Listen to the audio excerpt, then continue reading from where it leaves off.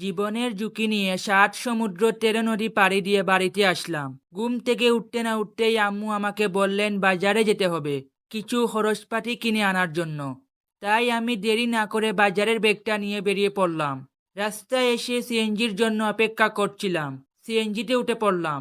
সিএনজিতে উঠেই একটু বাপ মেরে বসলাম। বাপ মেরে কি লাভ হলো? কিছু দূর যাওয়ার পর মহিলা প্যাসেঞ্জার টাকায় আমি সামনের সিটে চলে আসি। আর আজকের ওয়েদার অনেক সুন্দর। প্রায় ১৫ মিনিট পর বাজারে চলে আসলাম। বাজারে এসে এই দোকান থেকে পেঁয়াজ, চা পাতা, ডাল এবং দুধ নিলাম।